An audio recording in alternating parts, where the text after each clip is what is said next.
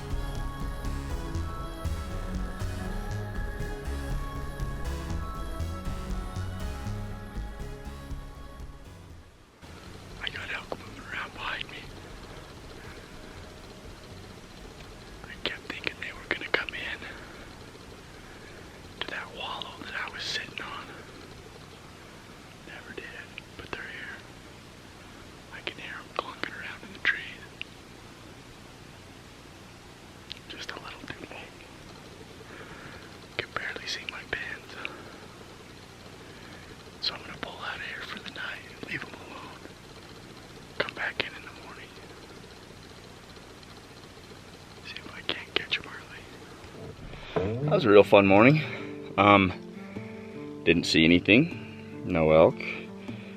There was about 7,000 sheep that started feeding past my camp. And all over the place up here. They're all out where all the elk were last night. Or where I think the elk were last night. And very uneventful morning and very typical of this scene. Can you guys even see me, or is that too dark? Is that better? So it's about 10 in the morning now. I just got camp all packed up and I'm gonna head off the hill and I'm gonna go home, and I need to go cut up an antelope because it's been aging in my freezer forever. And then I also need to go help my wife get ready for, she has a class reunion tonight, and I decided to be very charitable and a good husband and go to it with her, which I've never done before. I've never gone to one of mine or one of hers. So it is my wife's 2-year class reunion. We've only been married 7 years, so no, I'm just kidding. I think this is her 10-year. Yeah, it's got to be her 10-year. Anyway, so we're gonna go do that, and I'm gonna go cut up an antelope and go home, and I think I'm gonna smoke a backstrap or something. Anyway, let's go do some other stuff because the hunting today with all the people on the mountain doesn't seem to be that productive. All right, so I made it home from the mountain and I'm kind of diving into butchering this antelope here. You probably can only hear the swamp cooler because it's blowing right there. So I already cleaned up one of the back straps and then some of the roast off the one back ham, and I'm diving into this other front shoulder. But I got like a loin that cleaned up really nice, and I think I'm gonna smoke it and do a reverse sear. So I'm gonna show you guys how we do that on the old Camp Chef smoker. Get the rest of this thing chopped and out of the way.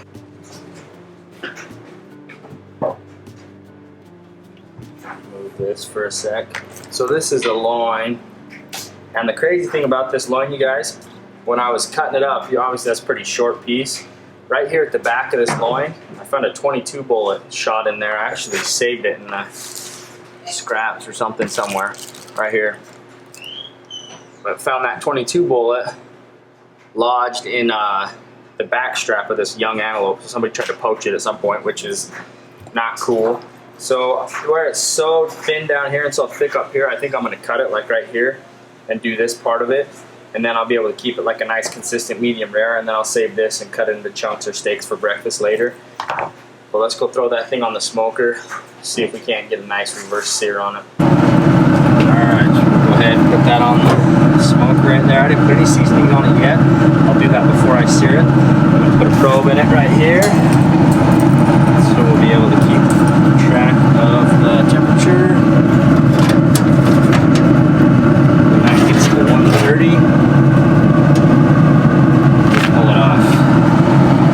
Beauty. Here's the antelope there. That stuff is ready to be wrapped. We got chunks over there, some scraps. We'll check on this loin, see how it's looking. Woo. looks good. See what our probe says.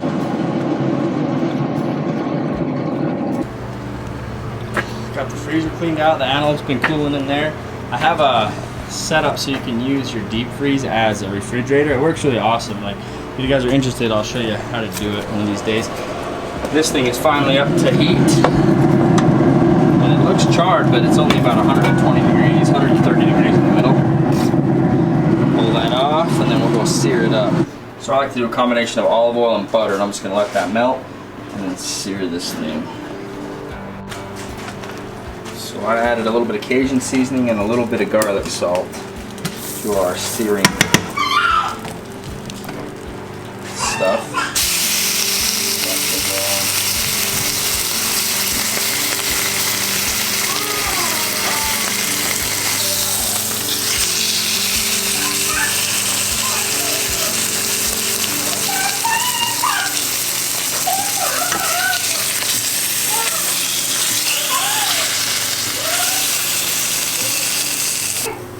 There's the final result. Cut it up, see what it looks like. That's what it looks like. Got a nice smoke ring around the outside, really red smoke on the outside, and nice and juicy in the middle. Try it out. Oh man, that is so freaking good. That's the way to do it. So I hope you enjoyed this video. It was a little bit kind of chopped up and put together funny because Labor Day weekend, you know, I kind of had some family stuff going on, so I didn't get out and hunt a whole lot, but I did get a chance to go for a couple days. So today is Monday. It's actually Labor Day, and I'm gonna head up the mountain here as soon as I get done editing this video and get it uploaded. But I wanna thank you guys for watching this video and for tuning in. If you're new here, I'd appreciate it if you'd subscribe to the channel. And I'm gonna thank some people who bought apparel. You guys, we had a bunch. Clayton Oz is the first one who bought a hat. Thanks, Clayton. Also had one from Aaron Gonzalez. Thank you, Aaron. Had one from Nicholas Schaefermeyer. Thank you, Nick. That bought a couple shirts and a hat. Thank you very much.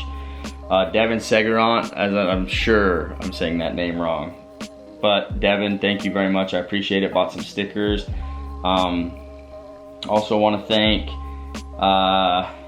Nicole Nelson, who bought a hat, as well as, man, we had quite a few. Casey Hemphill, Matt Jackson, thank you guys. And Gregory Woolsey, Todd Stephenson, who I used to work with back in the day. Todd, I mean, we had some good times doing all that tongue and groove cedar out in that house, man. Alonzo Reynoso, thank you. Blake Buckskin, Brandon Bentley, Jet Critton, Kyle Harling, Gabriel McCubbins, thank you, Gabriel. Nicodemus Martinez, thank you very much for buying a shirt.